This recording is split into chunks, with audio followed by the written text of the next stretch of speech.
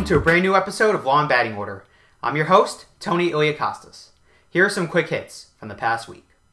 Jason Kidd, one of basketball's most successful point guards, is the newest athlete to have a run-in with the law. Last Sunday, in the early morning hours, Jason Kidd was driving while intoxicated and crashed into a telephone pole in the Hamptons out on Long Island in New York. Kidd was later charged with DWI and pled not guilty to the charge. Kidd had recently signed a 3-year deal with the New York Knicks to become the team's backup point guard, but it seems that this incident tainted his entry to the Knicks. Kidd apologized on Twitter for his actions and thanks his family and friends for their support. Sticking with the Knicks, Linsanity will no longer resume in the Big Apple this upcoming season. When midnight struck on Tuesday, the Knicks failed to match a 3-year, $25 million deal that would have brought back NBA sensation Jeremy Lin to Madison Square Garden. Instead, he will be headed back to the team that once dropped him, the Houston Rockets. In his media press conference, Jeremy Lin said that he would have liked to stay with the Knicks, but is happy that there was an opportunity for him to play in Houston.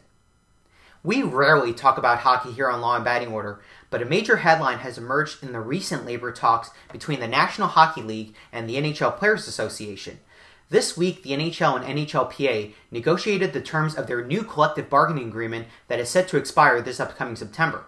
The heart of this new agreement is focusing on the length of player contracts, as NHL players are notorious for striking long-term deals that could last more than 10 years.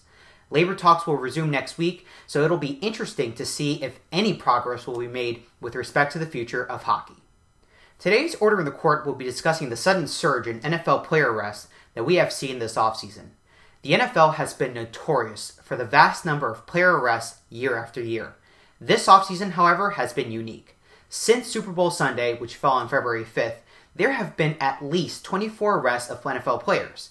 Perhaps the most notable arrests that have occurred within the past 2 weeks alone are the arrests of Vikings running back Adrian Peterson, Cowboys wide receiver Dez Bryant, Seahawks running back Marshawn Lynch, and Titans wide receiver Kenny Britt.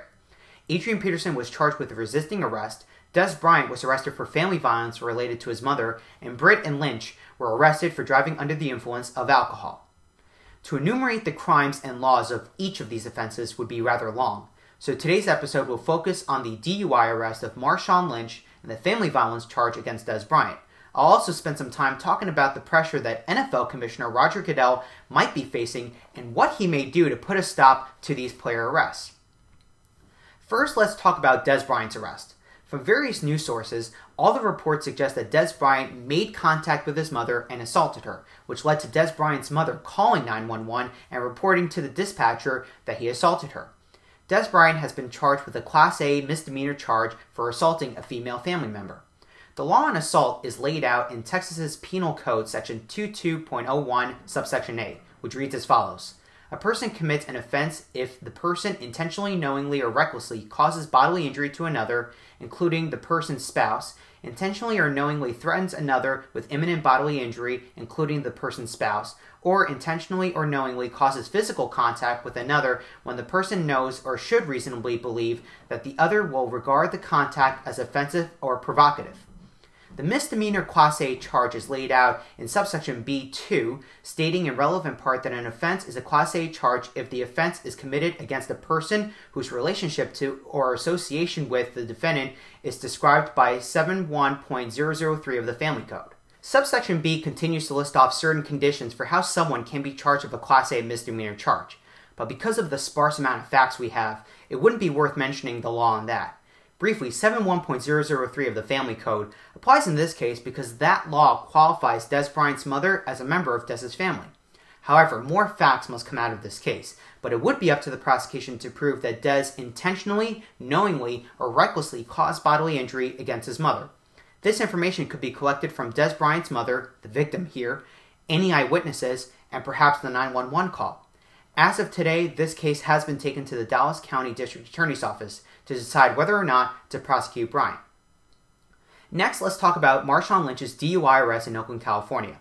According to Lynch's attorney, Lynch blew a .08 during a preliminary screening at the scene shortly after he was pulled over and registered slightly higher when he tested at the jail on a calibrated breathalyzer machine. In this case, Lynch is charged for DUI under California's Vehicle Code, Section 23152, subsections A and B, which read as follows. It is unlawful for any person who is under the influence of any alcoholic beverage or drug or under the combined influence of any alcoholic beverage and drug to drive a vehicle. It is unlawful for any person who has a 0.08% or more by weight of alcohol in his or her blood to drive a vehicle. Since all indications show that the breathalyzer read a blood alcohol level of 0.08, he could be found guilty. Lynch's attorney believes that Lynch was actually under 0.08 when he was pulled over and had a rising blood alcohol level. This may be a hard argument to make, however. Now, looking at this situation from Roger Goodell's perspective, he is certainly in a difficult position. It would seem as though Roger Goodell would have to punish these players under the NFL's personal conduct policy. According to the policy, which you can view by clicking the link below this video, it states that while criminal activity is clearly outside the scope of permissible conduct and persons who engage in criminal activity will be subject to discipline, the standard of conduct for persons employed in the NFL is considerably higher. It is not enough to simply avoid being found guilty of a crime. Instead, as an employee of the NFL or a member of the club, you are held to a higher standard and expected to conduct yourself in a way that is responsible, promotes the values upon which the league is based, and is lawful. The policy goes on to say that the NFL will conduct an investigation into players' criminal activity, and punishment could range from fines and suspension to even banishment from the league. Of course, this is not Roger Goodell's first time punishing an NFL player for off-the-field criminal activity, and it doesn't seem as though he'll have a hard time punishing most, if not all, of the players who have been arrested this offseason based on the NFL personal conduct policy. However, as someone who is a football fan and a soon-to-be attorney, this incident raises a red flag regarding the policing that the NFL is doing regarding players and their off-the-field incidents. Perhaps it's about time that Roger Goodell enforce stricter rules regarding situations like these. While these arrests will never tarnish or taint the NFL shield, it will certainly harm the reputation of these athletes and the teams they play for. Furthermore, Roger Goodell is in a position of leadership, and as commissioner, he can no longer stay silent about this. He needs to send a message loud and clear to the league so that arrests will decrease in the months and years to come. But for now, it appears that Lynch and Bryant, among other NFL players arrested, will have their time in court, and Goodell may take disciplinary actions against these athletes. I'd like to end today's episode by asking that we all remember those victims who tragically lost their lives on Friday in Aurora, Colorado. My hope and prayer is that the victims' families will find comfort in the midst of great horror. I'd also like to extend my thoughts and prayers to those who survived the shooting, as well as the entire Aurora community. This is certainly an event we will never forget, but I am confident that justice will be served against such evil. Anyway, leave all your comments down below and visit Law and Batting Order at lawandbattingorder.com, as well as on Facebook and Twitter. Have a great week, guys.